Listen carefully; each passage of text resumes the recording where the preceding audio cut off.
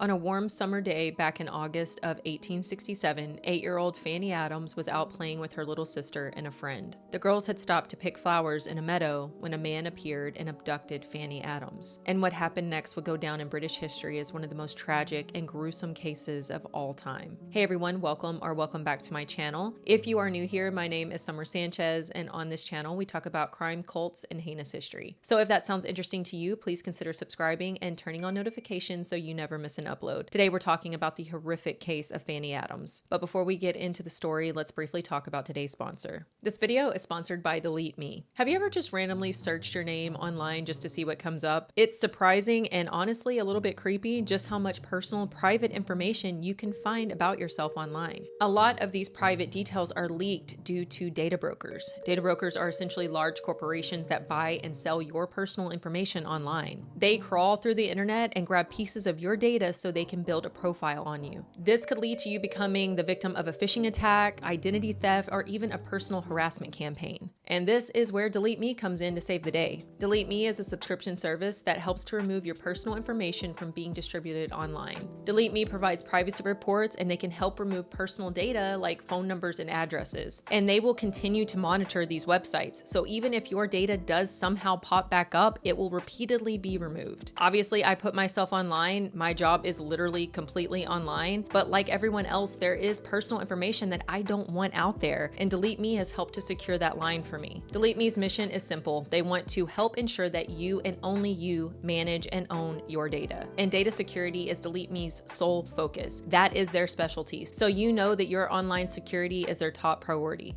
And if you're ready to be protected with Delete Me service, you can go to joindeleteme.com/summer20 and use my code summer20 at checkout to get 20% off Delete Me US plans. Thanks again to Delete Me for helping to keep my information safe and secure and for sponsoring today's video. And now let's jump in. Fanny Adams was born on April 30th, 1859 in the small market town of Alton in Hampshire in England. She was the fourth of 6 kids. She had 3 older siblings who were Ellen, George, and Walter, and 2 younger sisters named Lizzie and Lily. Her parents were George and Harriet Adams, and the family lived on Tannhouse Lane in Alton. Fanny was a really sweet girl. She was super helpful. She was outgoing. She would go out of her way to stop and talk to the people in town. Alton was pretty small at this time. It was very much an everyone knows everyone situation. So Fanny would always make it a point to stop and say hello to the people in town. She was also very mature for her age. She was very intelligent. She was very responsible. A 7-year-old girl named Minnie Warner lived in the same area as Fanny. I think she actually lived on the same street, and these 2 girls were like best friends. They were always hanging out together. They would always be seen outside playing together. And one thing that they really liked to do was go berry picking in a place called Flood Meadow. Flood Meadow is this really beautiful, serene area in Alton. There's lots of trees and wildlife. The River Way runs near the meadow as well. Flood Meadows is actually still around in Alton. It's a very popular walking and picnicking area for families. At the time of this case, there were lots of hop fields in this area as well. The town had several breweries, and so locals would grow hops. And hops are plants that are used in the production of beer. And so there were lots and lots of hop fields in Alton near the meadow. And since Flood Meadow was just like a 2-minute walk from Fanny's house on Tannhouse Lane, Fanny and her siblings and Minnie Warner and lots of the other kids in the area,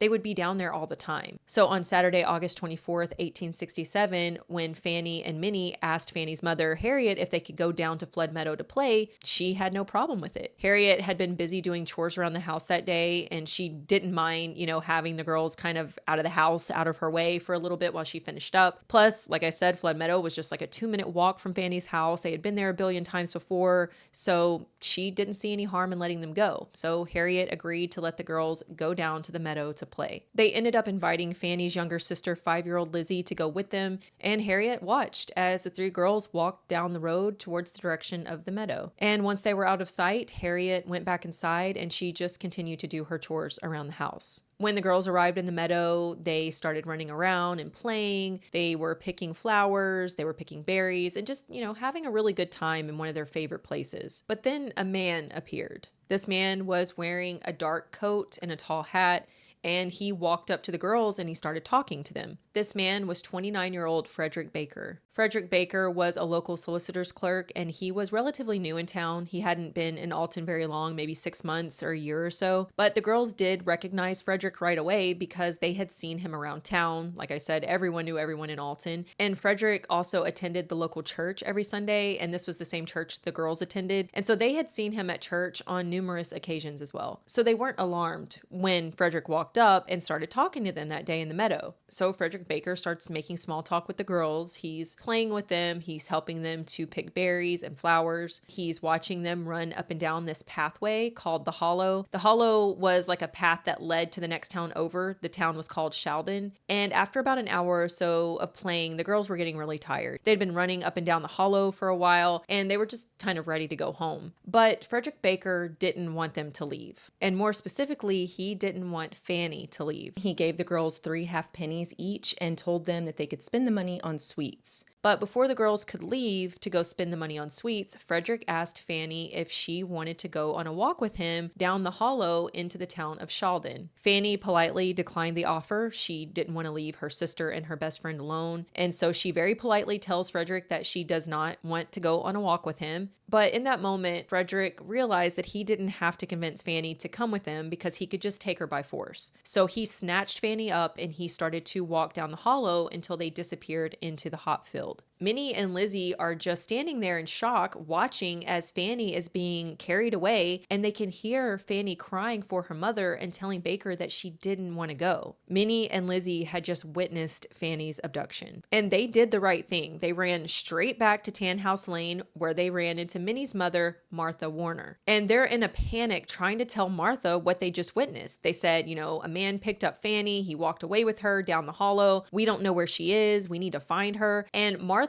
didn't think that this was a big deal. There was never any crime in Alton. And so she thought that this just had to be a mistake. Maybe Fanny was playing a joke on them or something. And so she didn't really seem worried at all. She just said that Fanny was probably just playing a joke and she would be fine. And since Martha acted so calm about the whole situation, she wasn't panicking. She wasn't acting the least bit worried.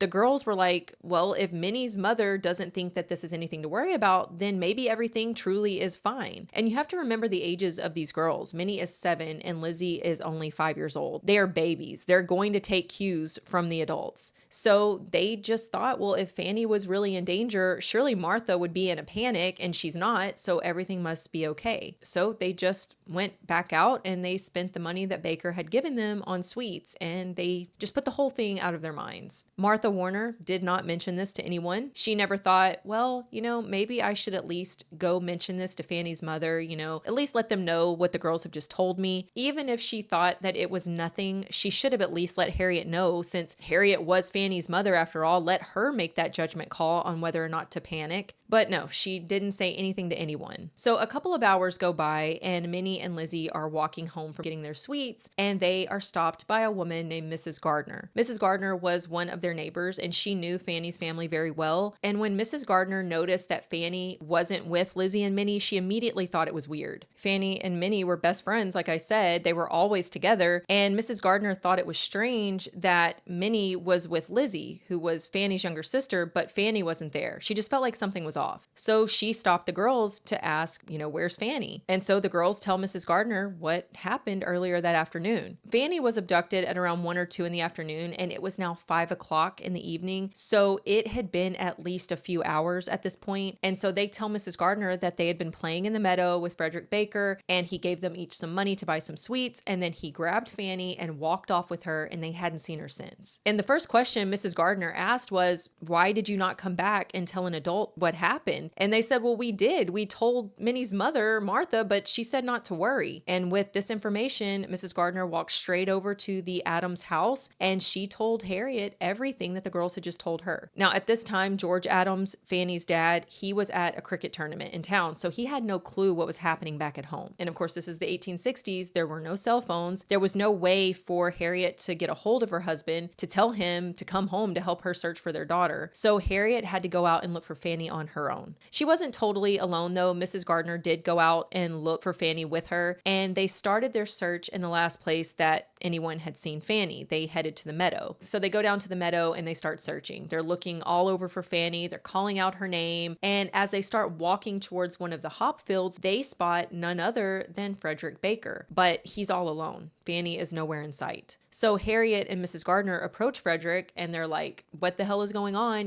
We know that you carried Fanny off earlier today. Where is she? Baker wasn't saying much though. He only admitted to playing with the kids that day. He said that he had played with them and gave them money for sweets, but he said that this was just something that he always did with the kids in town, which is super creepy. And it actually came out later that this was not the first time that Frederick Baker had been down in the meadow playing with the children. Just a week or so before Fanny's disappearance, Baker had approached some of the other kids in town. One of those kids was Minnie Warner. He did pretty much the exact same thing he had done that day. He watched the kids play for a bit, then he approached them and he played with them and gave them some money. So needless to say, this guy was a creep. He had likely been scoping out the area for days, watching to see which kids came down to the meadow to play. Did they bring their parents with them or were they alone? He had likely been planning this abduction for weeks, maybe even longer. So Baker is denying any involvement in Fanny's disappearance. The only thing he's admitting to is giving the kids some money, and he did end up saying that he walked away with Fanny for a bit, but he said he had left her somewhere near the hollow, and when he left her, she was totally fine, and that's all he knew. Harriet Adams and Mrs. Gardner were not believing anything he was saying, and Mrs. Gardner said, "I have a great mind to give you in charge of the police," to which Baker essentially said, "Go ahead and do it." And then he turned around and he walked away. Now, Baker's job as a solicitor's clerk was a pretty respectable position in the community at that time. So at this point, Harriet felt kind of helpless. The only evidence that she had that Baker was involved in her daughter's disappearance was coming from Minnie and Lizzie's account. So for now, she just decided to go home and just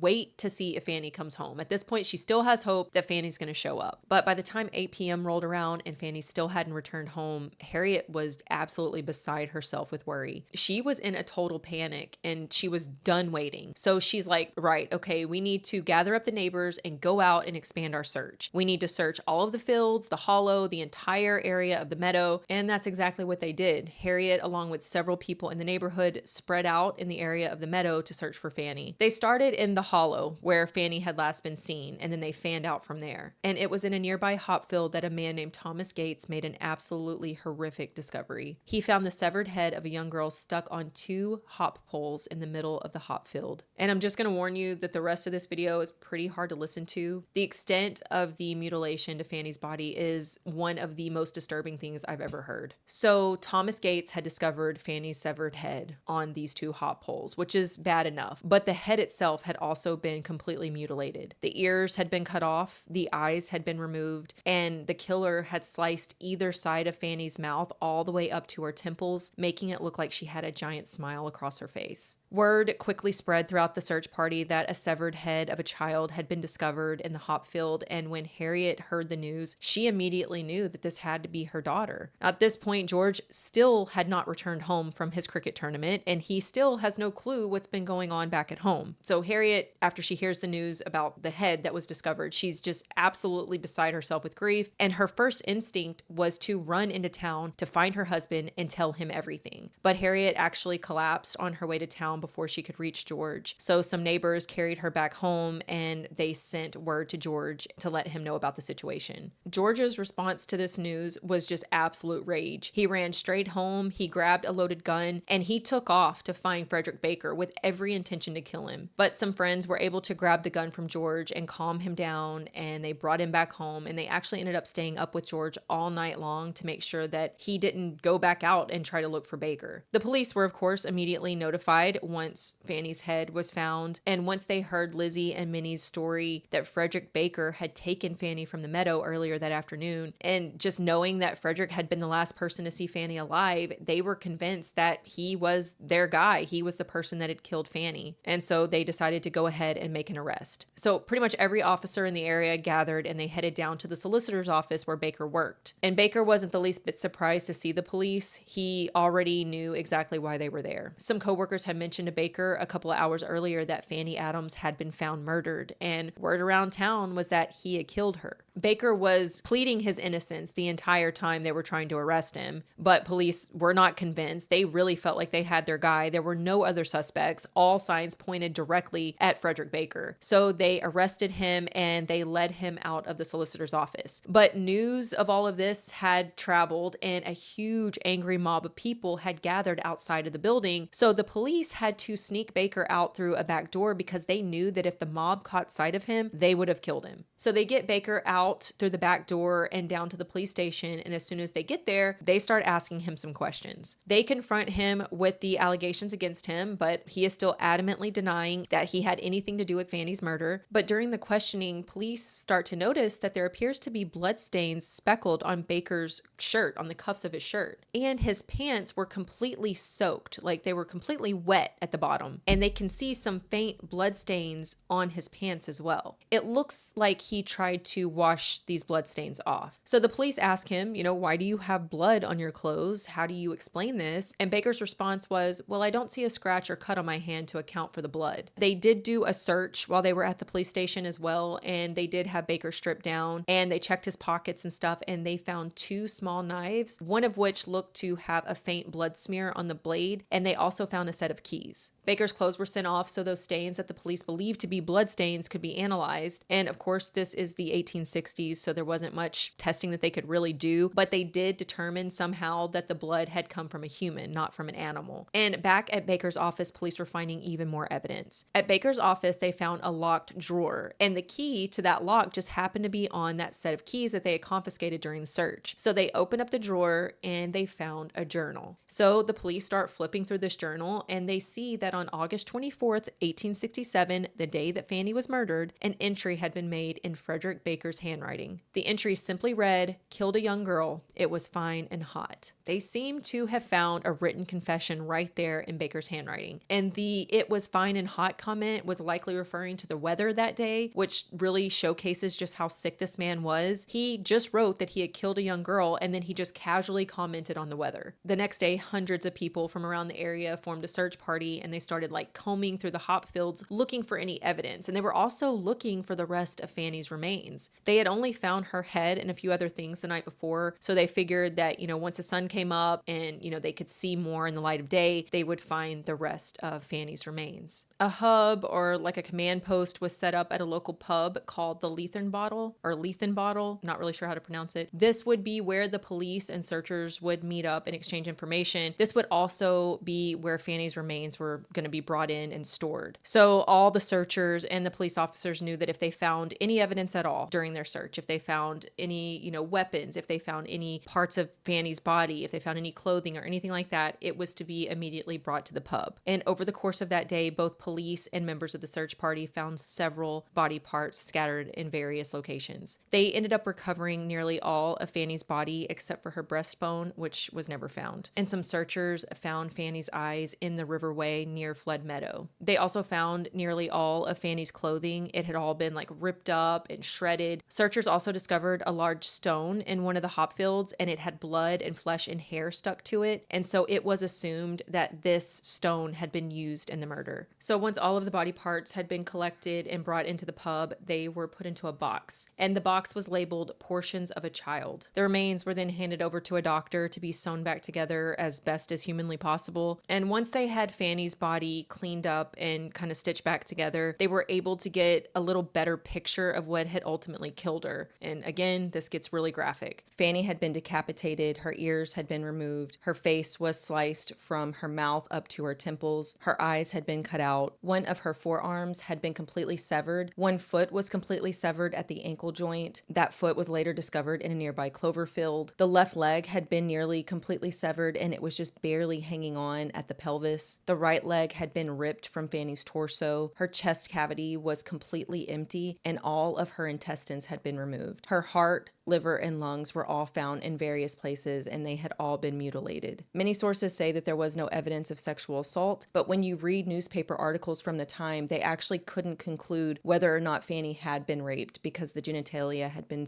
just so completely mutilated. A newspaper journalist who covered the case wrote, "It was perfectly impossible to say any act of criminal violence had taken place. Every trace of the private parts had been destroyed." So we still don't know if that was the motive or not. The doctors concluded that Fanny had likely ultimately died due to a blow to the head with that large stone that was found covered in flesh and hair. And Frederick Baker was totally calm and collected throughout this entire thing. He almost seemed cocky. At least that's the impression that I got from the research. He was just completely unbothered. But his demeanor definitely changed in the following weeks leading up to the trial. He was being held at Alton Prison, and during this time, he was said to be very disturbed. He couldn't sleep, he was jittery, he was anxious, and it's also been said that he physically shuddered at the sight of meat. Later on, right before the trial, he was transferred to Winchester Prison, and all of those weird behaviors seemed to just completely stop once he moved prisons. He was now able to sleep, he could eat, he was very talkative to the other inmates, to the warden, to the prison chaplain. He was seen laughing and joking around like he did not have a care in the world. He just seemed completely normal, and he definitely didn't seem like a man who was being accused of one of the worst murders in British history. The case went to trial in December of 1867, and by the time it went to trial, people had started to come forward with their own accounts from that day, from the day that Fanny was killed. Several people testified that they had actually seen Frederick Baker around the area of the meadow at various points throughout the day. One young boy said that he saw Frederick Baker near the hop fields with blood on his clothes and hands right around the time that Fanny was killed. He said that he saw Baker walk out of the hop field and walk over to the river. He bent down and he started washing himself off. The boy said he also saw two small objects that looked to be knives that Baker was cleaning off, and then he put them back into his pocket. One woman who lived near the hollow said that she saw Baker in the area of the meadow at the time that Fanny was abducted. She also testified that she heard a child scream,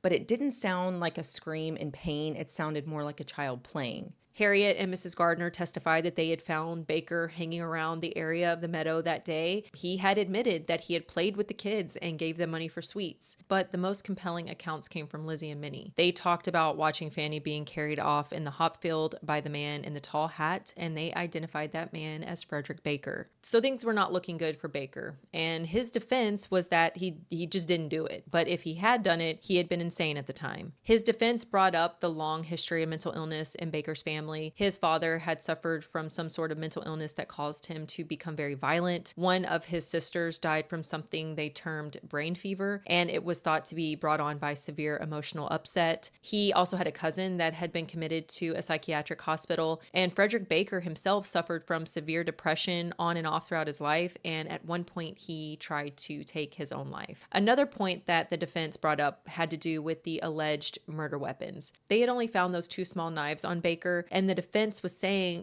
there's just no way that they could have been used to dismember Fanny's body to the extent that it had been dismembered. They just didn't think those two small knives would have done the job. There had to have been another weapon, and no other weapon had ever been found. Baker also tried to say that he was very intoxicated the day that Fanny was killed. According to him, he was an alcoholic, and when he drank, he had a tendency to become insane. The police did interview several people, and there were some people that said that they had seen Baker drinking that day, but most people said that they had had interactions with him that day and he seemed completely fine. He did not seem like he was drunk. It just seemed like Baker was floundering. He was just like desperately trying to find some excuse or some lie that would get him out of this, but that was not going to happen. Frederick Baker was found guilty of the murder and dismemberment of Fanny Adams, and he was sentenced to death by public hanging. It had only taken the jury 15 minutes to determine his fate. And on Christmas Eve, 1867, a massive crowd of over 5,000 people gathered and watched as Frederick Baker was hung from the gallows in front of the Winchester prison. There was some information in the research that Baker had written to Fanny's family right before his death, and in the letter, he took responsibility for the murder, saying that he was sorry for what he'd done during an unguarded hour, and he allegedly asked for forgiveness. Fanny Adams was buried in Alton Cemetery, and a big headstone was put on her grave that read, "Sacred to the memory of Fanny Adams, aged 8 years and 4 months, who was cruelly murdered on Saturday, August 24th, 1867. Fear not them which kill the body, but are not able to kill the soul, but rather fear him which is able to destroy both body and soul in hell." And that is all I have on the truly tragic case of Fanny Adams. Please let me know what you guys think about this one down in the comments. If you find this type of content interesting, please consider subscribing, liking this video, and leaving me a comment. That is the easiest way for you guys to support me and my channel. And don't forget, you can go to joindeleteme.com/summer20 and use my code summer20 at checkout to get 20% off Delete Me US plans. And as always, I appreciate each and every one of you for watching, and I will see you next time.